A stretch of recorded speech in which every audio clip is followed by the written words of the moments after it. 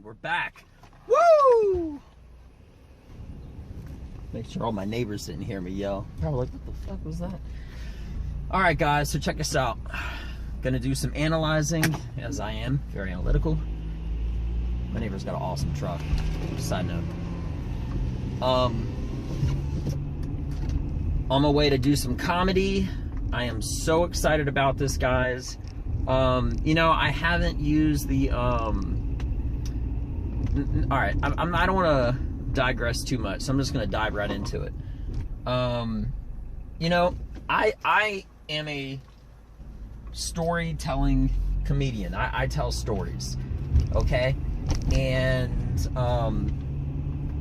the other day I was kind of just, I had some thoughts about something having to do with doing like a few one-liners. And what happened was, basically, I thought it would be a good idea. Only fix my camera. What's up with that? A little bit better? A little bit worse? A little bit better? A little bit worse. All right, cool. And I was telling myself, you know, it'd be a cool idea to do some like one-liners to get people loose and, you know, get them laughing at everything, and then dive into my comedy. It's actually really great for a few reasons. Number one, it sort of loosens people up to your style of comedy, your sense of humor, and they're not time-consuming. They're very punchy. They're very short, which is good. Plus, it also adds on to length of my regular material. This weekend, no lie, probably it was Saturday morning, those creative juices were on, and they were flowing. And I started just thinking about all these one-liners. Just, they were basically like punchline after punchline after punchline after punchline. And I just kept jotting them down and jotting them down. And then I rehearsed them, and it was like 2.5 minutes, or maybe even 3.5, 4. It's about 4, yeah, about 4 minutes worth of one-liner jokes, which is really amazing because it might take you a week to get one good minute. And I've already tried these out to a lot of different people, and they all laughed. Almost all laughed. So here's the thing. I'm gonna use this for the material that I'm saying tonight. My goal is, if it's a good crowd that likes my sense of humor, considering they haven't come out to see me, so they don't really know what to expect, I will use this video tonight as like a promo video for the contests and festivals and stuff like that I've been talking about on previous videos. Sorry if the lighting is kind of poor. Does this help any? Let me try that. I didn't make any help. Well, you can hear me, so whatever. But if it's not, I'm just gonna have to keep trying, and you know, I'll be better the next time and the time after that. But this is really, really important to me because I know what talents I have, and I've crushed before, but it always is and always will be crowd dependent, because unlike other art forms, you could just blow through a song and not ever have to worry about crowd feedback or crowd participation. They're, you know, they may be quiet, they may be screaming, whatever, but it's not like a rhythm, unlike comedy where there is an ebb and flow to it. That's actually a good way to kind of impress myself in that one. So the ebb, telling the joke, the flow, coming back, or maybe it's the ebb that comes back, but whatever.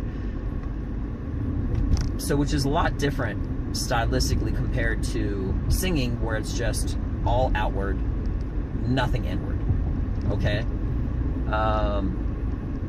And that's the truth. You think about it like that, it really is.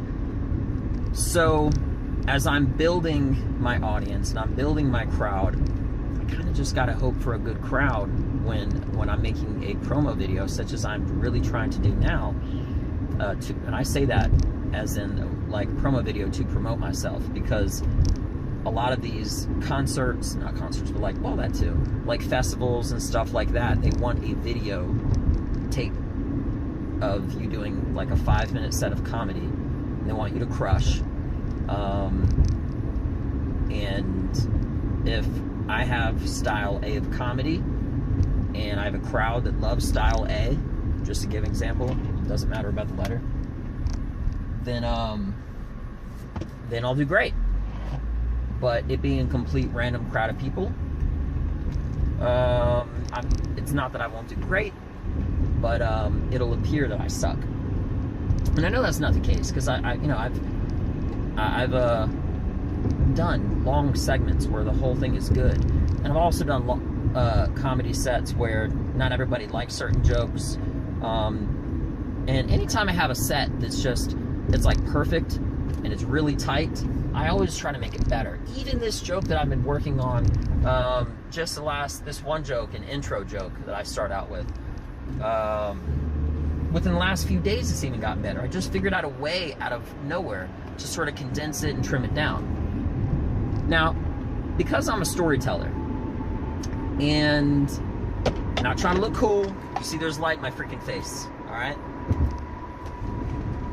Anyway, so Home Depot, $5, holla. Anyway, so what's kind of cool about saying one-liners is that because I do a lot of stories, and that's my favorite for real. In this last weekend, I've learned a really valuable lesson. That guy was flying on his motorcycle. Which is, by not doing a segue, you can take that time of a joke out, and you don't have to transition into the next joke. You can just go straight into it. And that's something that I'll be doing more often, because all of my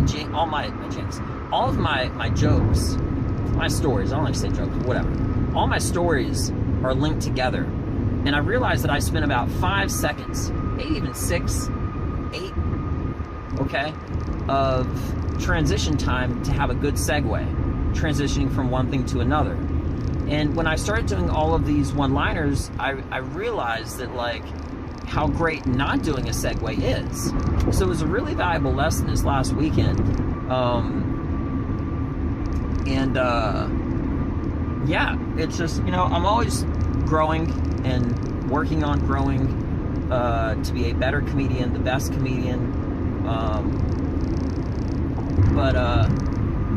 Yeah, it really has been a great last weekend. Now today is Tuesday, June the 25th. Not that matters a lot, it really doesn't. But it was only relevant to say that all of this wisdom, alright, you can call it whatever you want, for me calling it wisdom. But seriously, it's not just knowledge, because it's like, it goes so much farther than just one application, drop of knowledge. This whole thing about the one-liners is something that I will incorporate and do and want to, and I have fun with it too. It's just, and not just that, the wisdom of not segueing to condense, to get more jokes and not have to transition from one thing to another. I remember looking at comedy of mine that I had been writing since 2008, seriously. And I told myself, how am I going to fit this into this? I always try to link everything together. But guess what? I'm not going to do that anymore. I mean, situation bearing, I always can, because it's nice to group things together. But if there's something great right after that I want to say that's not related at all, I can just pause and then change gears. You know what I mean? And it's such a big deal to me, because comedy means more than everything to me, because it's who I am, and I believe in myself, and I believe in my abilities and everything.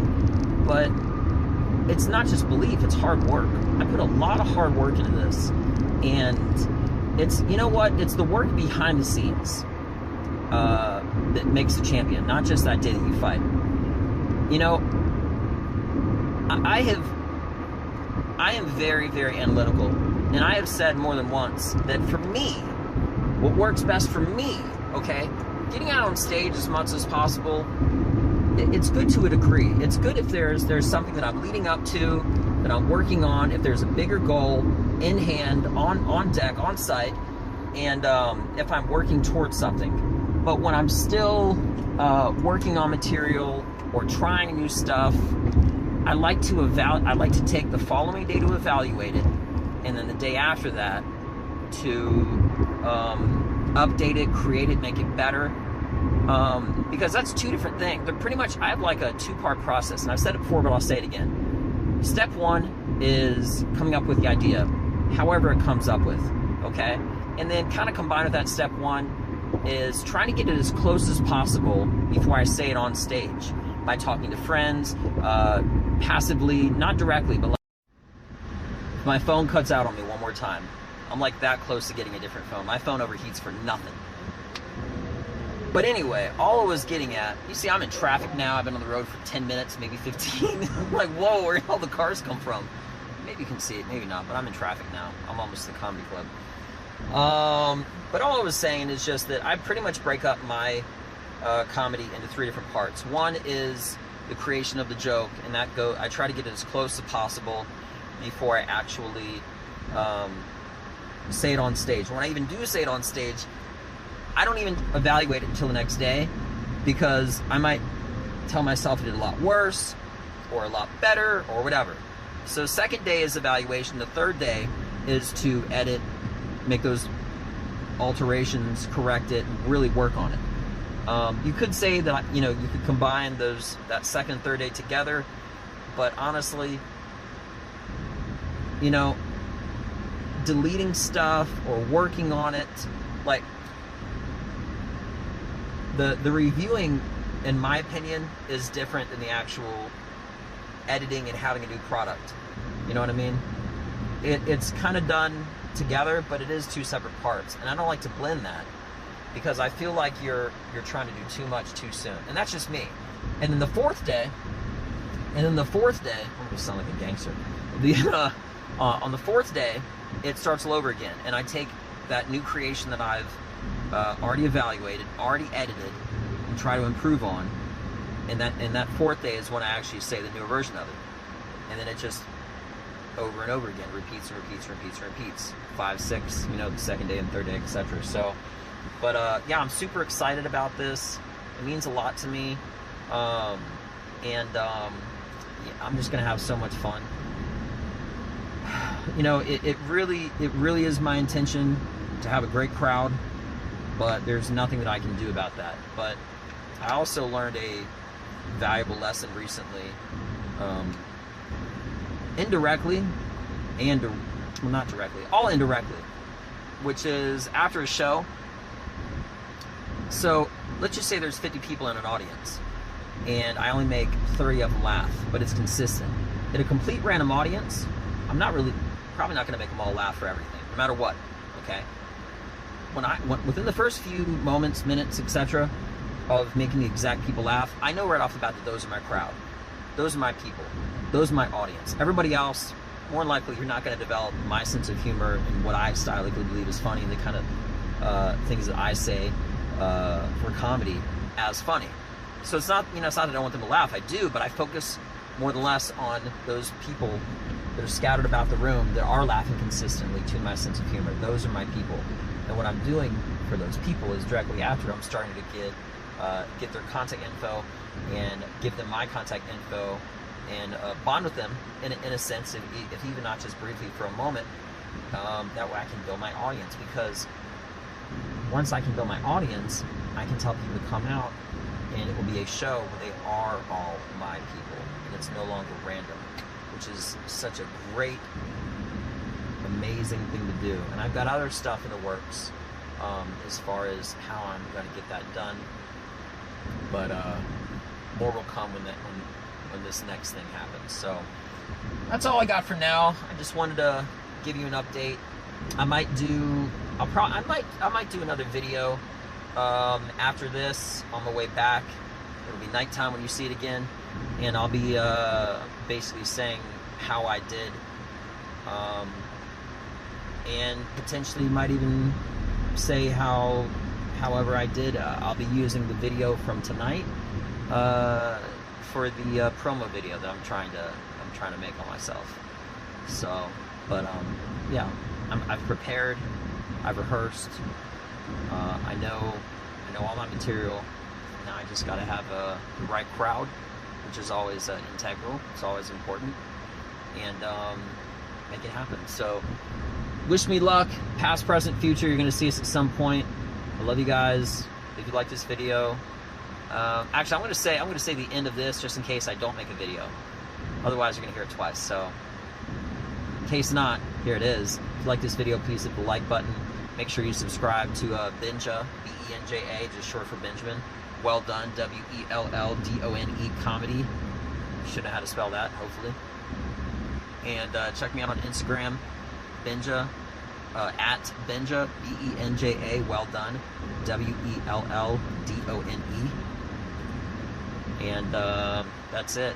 I got anything else? I got a sidekick, it's just me in the car. So take care, guys. I'm out. Peace. And we're back. Get some light on in here. A little bit better. Maybe I can do better than that. A little bit better. A little bit better. Yeah, it's a little bit better. So I went on tonight, and honestly, I love all people, not being weird, just being honest. It was an all-black crowd, almost all, and that doesn't bother me at all. But I haven't performed in like an almost all-black crowd in a while. So half of my jokes worked awesome. The other half, not at all. Seriously. So I'm definitely going to go back there. It reminded me, and it was a good, valuable lesson. I'm not going to use this as the promo video. And it reminded me, and they didn't really teach me, but it reminded me of a valuable lesson that I got to have material that sort of like pleases everybody, in a sense, without changing my style of comedy. I did not do any of the stuff that I had rehearsed. I sort of just thought of it on the fly based off of other comedy sets that I had done before. And I did that because I didn't get greedy, but I knew I already had information that worked, and it was such a packed crowd. I thought it was a great opportunity to try to do a full set of type material that I know I've made even better. But crazy thing is, the stuff when I do accents and the Russian voice, I got these voices that I do, which to other crowds that I haven't done in front of non-black crowds are hilarious. They didn't laugh at all. So it was a great crowd. It was a great audience, and they really thought it was funny, but for some of the jokes they didn't, and that's not good enough. For this video, I gotta have it be everything tight, pristine, perfect, and I gotta have them laughing every between 5, 10 to 15 seconds maximum. So I'm not disappointed because I did learn something, but I'm just gonna keep working and improving and getting better and getting it. So that's all I got. I said I'd do one more video, maybe, and this is it. So, you know, when I don't do something perfect that I care about, okay, I just can't stop thinking about it. Excuse me. I can't really stop thinking about it until I go back and correct it, until I do it perfect. And I cannot wait to get back on stage and try the new stuff and some old stuff and get that perfect 5-minute set, because I know I've done it before. I have it inside me. The one set that I have is like that was on video that I could use. It's a little older, and I wanted something more fresh that's new, because I'm a lot better than I am yesterday. I'm a lot better than I am now than I was earlier tonight. So yeah, I just had a lot of fun, and it was a great, awesome, great, phenomenal experience. And I can't wait. I'll be doing comedy tomorrow as well. Maybe, definitely Thursday, but maybe Wednesday. But tomorrow is pretty much just to get to know people. I don't like saying networking. It sounds too like pompous or whatever. But just to make some associates, some acquaintances and stuff like that. Because if there is like a good show or something like that going on, I could always, you know, message them in Facebook or something, and you know, they would remember me. You know, my idea was, oh, and here, listen to this crazy shit. My idea was to get there around 7 o'clock, 7:30 at the latest, and to hang out with the comedians and, you know, just hang out the way that I used to. Only problem was there was a meat truck, a truck carrying meat, which spilled out on the highway, no lie, and it took me 2 hours and 5 minutes to drive somewhere that's only 30 minutes away.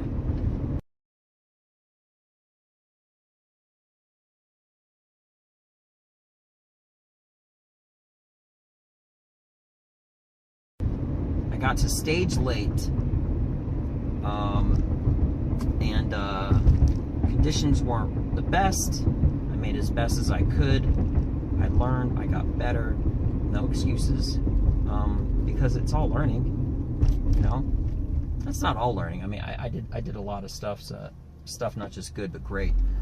But again, here's me analyzing and being critical in a good way, not over-analyzing. But yeah, so that's just what happened.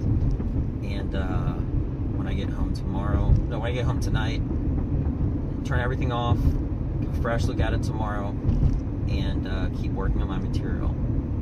So that's all I got. You can see even right now, I really am thinking about how to make it better, and not necessarily what I did wrong, but how I did things that are good and make them great. Perfect example. There was an all-black crowd. There's something called jungle fever. Jungle fever used to be an old phrase when like a white guy likes black women. All right. They thought that shit was hilarious. Everyone was laughing, cracking up and everything.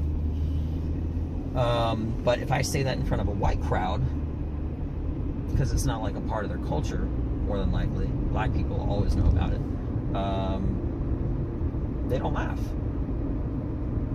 You know, it's comedy is so interesting because there's these like cultures and subcultures, and you know, yeah. So, excuse me, twice. Yeah, that's all I got. But I almost feel like I could get like a happy medium, like a happy middle ground for some jokes. But I gotta have them all be great. You see what I'm saying? That's the yin and yang of this whole thing. Because some stuff I crushed, some stuff it flopped. Maybe, you know what, next week I'll just use the one-liners that I've been working on, and just try something new. Just have fun with it. You know, hopefully I'll crush. You know, honestly, part of the thing is I switched up all my material. That was another thing that I would have rehearsed a lot better. Because at the very last moment when I saw it was like an all-black crowd, which I'm completely comfortable in front of, and it was a packed house, so that was a perfect opportunity to use material that I did know that worked. The only problem is I also mixed it with material that I hadn't done in front of a black crowd. And should I have got there without the meat truck thing that happened, I might have done things differently, but that's just how they happened. Again, not in a bad way, but that's just how it happened.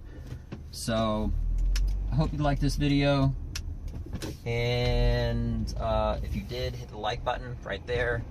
Sorry, responsible driver. And please subscribe. Check me out on Instagram at Benja Welldone. That's B-E-N-J-A Welldone, W-E-L-L-D-O-N-E. Have a great day, guys. Stay beautiful. I'm out. Peace.